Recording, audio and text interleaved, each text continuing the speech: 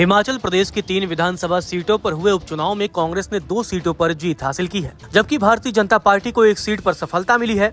उपचुनाव में 2 निर्दलीय विधायकों का इस्तीफा देकर भाजपा में शामिल होना महंगा पड़ गया। दोनों उम्मीदवार उपचुनाव में कांग्रेस उम्मीदवारों से हार गए। मुख्यमंत्री सुखविंदर सिंह सुक्खू की पत्नी और कांग्रेस उम्मीदवार कमलेश ठाकुर ने देहरा सीट पर भाजपा के होशियार सिंह को 9,399 वोटों से हराया। वहीं कांग्रेस के हरदीप सिंह बाबा ने नालागढ़ विधानसभा सीट पर भाजपा उम्मीदवार केएल ठाकुर को 8,990 वोटों से मात दी है। बाबा 5 बार भारतीय राष्ट्रीय ट्रेड यूनियन कांग्रेस के अध्यक्ष भी रह चुके हैं।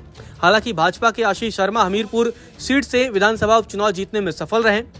उन्हें निकटतम प्रतिद्वंदी और कांग्रेस उम्मीदवार पुष्पिंदर वर्मा से 1,571 वोट ज्यादा मिले।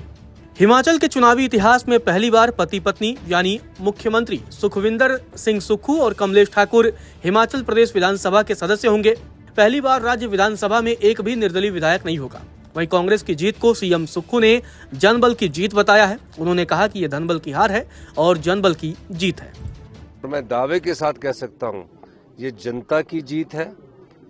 भगवान के आशीर्वाद से, देवी देवताओं के आशीर्वाद से, जिस प्रकार का राजनीतिक षड्यंत्र जनता की सरकार को गिराने के लिए किया गया, 16 महीने से हमने जनता के हित में कार्य किए और जिस प्रकार की राजनीतिक षड्यंत्र का जवाब हिमाचल की जनता ने दिया है वो आपके सामने है।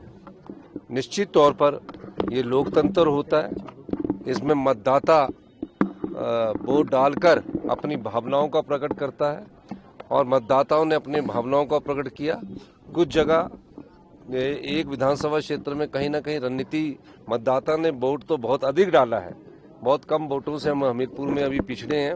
फाइनल आउटकम पर ही मैं उसके बारे में कह सकता हूं, लेकिन 2 सीटों पर हम कंफर्टेबल लीड हमने बनाई है और मैं हिमाचल की जनता का, आम लोगों का, किसानों का, महिलाओं का, युवाओं का बहुत बहुत धन्यवाद करना चाहता हूं कि जिस प्रकार की राजनीति की शुरुआत भारतीय जनता पार्टी ने की थी, खरीदो फरोख्त की राजनीति की शुरुआत भारतीय जनता पार्टी ने की थी। 28 फरवरी से जो प्रदेश में अनिश्चितता का माहौल चल रहा था और पूर्व मुख्यमंत्री जयराम ठाकुर जी बार बार कह रहे थे कि 4 जून को 2 सरकारें बनेंगी और अभी भी जनता को ठग रहे थे कि हम 3 सीटें जीतने के बाद दोबारा से सरकार बनाएंगे। तो मैं ये कहना चाहता हूँ कि जनता के जनादेश को स्वीकार करके आपको ये स्वीकार करना चाहिए कि जनता ने आपकी बात को ठुकराया है। आपको बता दें, हिमाचल में 2022 में हुए विधानसभा चुनाव में 3 निर्दलीय विधायक होशियार सिंह देहरा, आशीष शर्मा हमीरपुर से और केएल ठाकुर नालागढ़ से जीते थे। लेकिन 27 फरवरी 2024 को राज्यसभा चुनाव में भाजपा उम्मीदवार हर्ष महाजन को वोट देने के बाद उन्होंने पद से इस्तीफा दे दिया था। वहीं कांग्रेस के 6 विधायकों ने भी चुनाव में भाजपा उम्मीदवार के पक्ष में क्रॉस वोटिंग की थी और बाद में भारतीय जनता पार्टी में शामिल हो गए थे। तीनों निर्दलीय विधायकों ने 22 मार्च को इस्तीफा दिया था और अगले दिन भाजपा में शामिल हो गए थे। इस कारण सीटें खाली हो गयी और उपचुनाव की जरूरत पड़ी। आपको बता दें, देहरा विधानसभा सीट पर कमलेश ठाकुर ने 32,737 वोट हासिल किए, जबकि भाजपा उम्मीदवार होशियार सिंह को 23,338 वोट मिले। जबकि इस सीट पर बचे 3 निर्दलीय उम्मीदवारों को 200 वोट से भी कम मिले। नमस्कार, मैं हूं मानक गुप्ता।